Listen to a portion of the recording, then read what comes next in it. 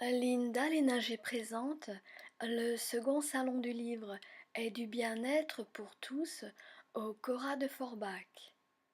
À la rencontre des auteurs régionaux, dans cette vidéo, je vous présente l'auteur Chris Grollo-Bréban.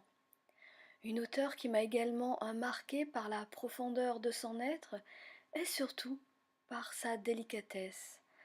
En effet, à l'arrivée, Chris m'offre un petit présent inattendu qui touche mon cœur, une petite boîte rouge où il est noté Ange délice. Je découvre la surprise en rentrant chez moi pour justement mieux encore savourer ce petit moment. Et 4 délicieux chocolats n'attendaient plus que moi pour être dégustés. Oui, inattendu présent, démontrant en même temps la délicatesse qui se cache dans l'auteur. Au fil du temps, nous échangeons dans le salon et je découvre en l'auteur Chris Grollo-Bréban une âme d'une extrême sensibilité. Je la laisse se dévoiler et je comprends très vite bien des profondeurs. Ses lectures sont les mêmes que les miennes, dont l'amour de son prochain. Et à ce moment-là, il se passe comme une genre de connexion, un genre de lien. Comme si une connexion, oui, devait se faire. Nous venons de faire le lien de l'un et de l'autre. Deux femmes, deux auteurs devaient se rencontrer dans ce salon. Merci Chris pour la belle âme que j'ai eu l'honneur d'avoir à ce second salon du livre et du bien-être pour tous au Cora de Forbach. Alors bonjour à tous, toujours en direct du Cora de Forbach au second salon du livre et du bien-être pour tous.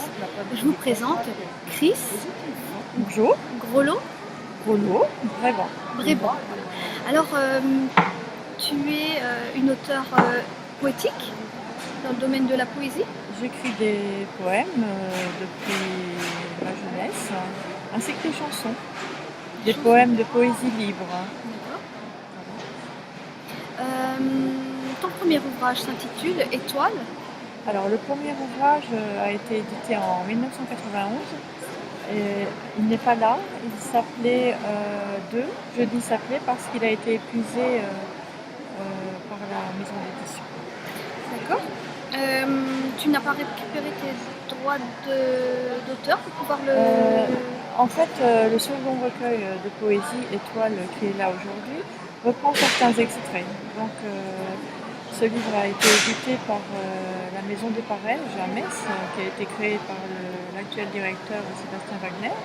Et donc, il avait le droit de reprendre certains extraits du précédent recueil.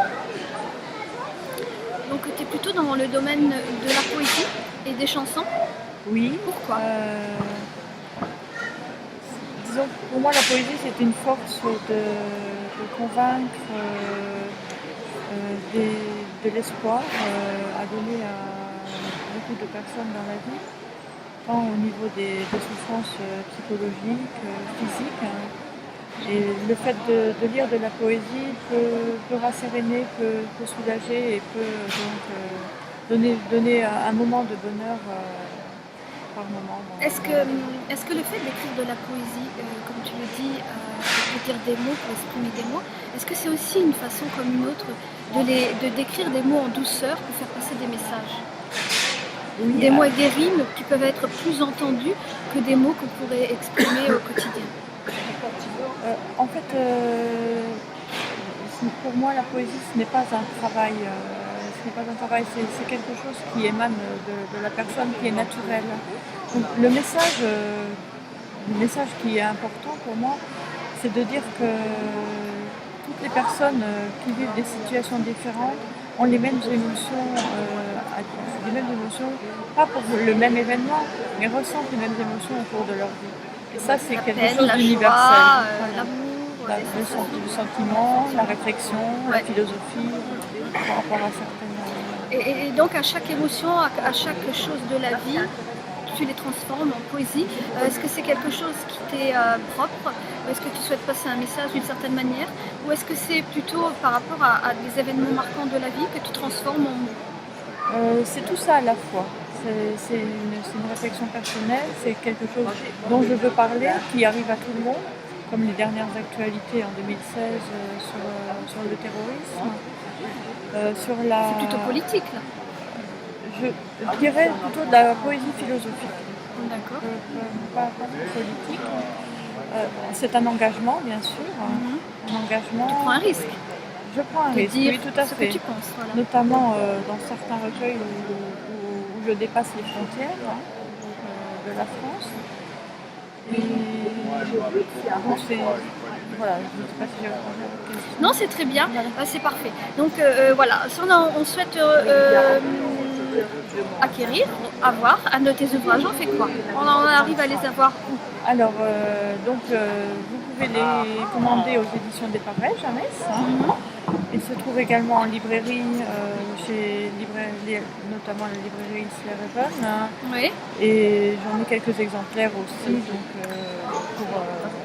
pour expédier à toute personne qui D'accord. voudrait Est-ce qu'on les retrouvera également au Cora de Forbach, tes Bien ouvrages? sûr, D'accord. donc il nous a été proposé de faire un bon de dépôt, donc pour ma part, je fais un bon de dépôt, bien sûr, pour le Cora de Forbach qui m'accueille Voilà. aujourd'hui. Super. Donc, merci Joël. Donc, je suis perdue au bout du fil. C'était en interview. Donc voilà, merci beaucoup Merci à vous. Chris pour cette belle rencontre, pour cette belle livraison de cœur également, puisque dans la poésie ça me parle beaucoup. Et c'est vrai que souvent, pour dire ce que l'on pense, parfois, on a besoin de trouver les bons mots pour les faire entendre à ceux qui ont une oreille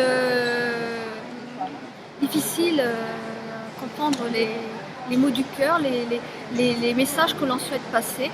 Donc quel beau message que la poésie, transformer certaines émotions, certaines actualités de la vie par des mots plus doux pour passer des messages de vie forts. Merci à vous, vous l'avez très bien dit. Merci. C'est un poète qui parle. Ah bah dis donc, merci beaucoup Chris.